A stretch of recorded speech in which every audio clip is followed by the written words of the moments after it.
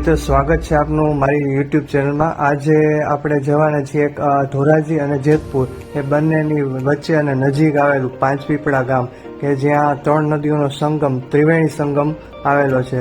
જે પેઢલા પછી પાંચપીપળા ગામ આવે એ પાંચપીપળા ગામ પછીનો આ ત્રિવેણી સંગમ છે। ખૂબ જ મજાનું સ્થળ છે અને ફરવાલાયક સ્થળ છે ને ત્યાં જમવાનું લઈને જો ગયા હોય તો વધારે આનંદ આવે। ત્યાં ત્રિવેણીશ્વર મહાદેવનું મંદિર છે અને ઘણા બધા ગણપતિ વિસર્જન માટે આ દિવસે ત્યાં આવી રહ્યા હતા અને અમે પણ આ દિવસે પોતાની સાથે ભોજન લઈને જ ગયા હતા, કારણ કે ત્યાં નાહવાનું પણ એવું મજા એવું સ્થળ છે અને જમવાનું લઈને જો ગયા હોય તો ત્યાં વધુ રોકાઈ શકીએ અને વધારે નાહવાની મોજ લઈ શકીએ। અને મંદિર પણ ઉપર ખૂબ જ સુંદર અને સ્વચ્છ છે, જ્યાં તમે જમવાનું આનંદ માણી શકો। પાંચપીપળા આ એક પાંચપીપળા ગામ છે ધોરાજી જેતપુરની પાસે। વરસાદ પછી જો એક લાભ લેવો હોય તો તમે નાહવા માટે અહીં લઈ શકો।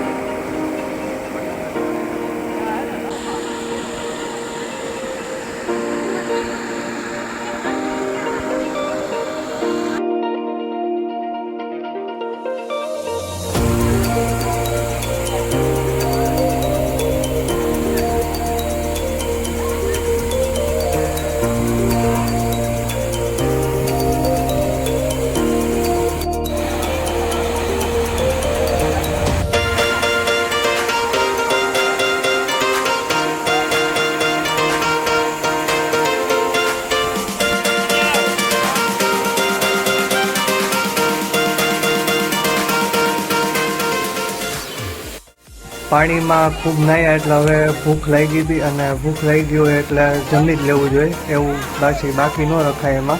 એટલે પાણીમાં જે ગણપતિ વિસર્જન કરી રહ્યા હતા એ થોડીક વાર જોયું ગણપતિ વિસર્જન અને પછી મંદિરે ગયા। અને મંદિરનો જે આ પરિસર છે ખૂબ જ સુંદર અને સ્વચ્છ ત્રિવેણીશ્વર મંદિર છે। અહીં મહાદેવનું જે આ મંદિર આવેલું છે એનું પરિસર અહીં એક પૂજારી રહે છે તે જ કરે છે। અને હવે જો આ ભોજનની વ્યવસ્થા થઈ ગઈ હતી એટલે આપણે જમી લઈ હવે અને જમીને પછી બધી વાતો કરશું।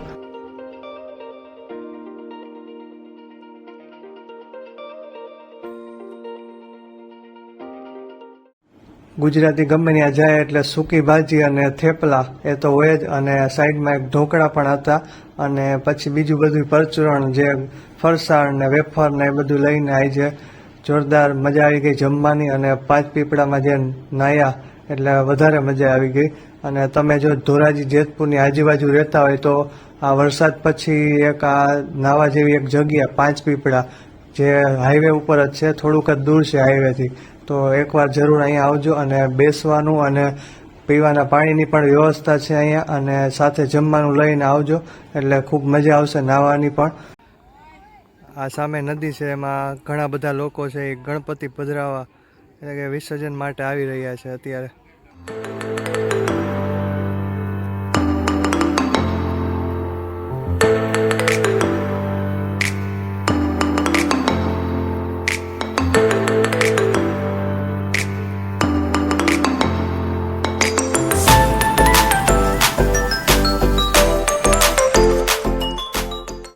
મિત્રો આજનો આ વિડીયો તમને ગમ્યો હોય તો લાઈક કરજો, શેર કરજો અને કોમેન્ટ કરજો, અને મારી ચેનલને નવા હોય તો સબસ્ક્રાઈબ પણ કરી દેજો।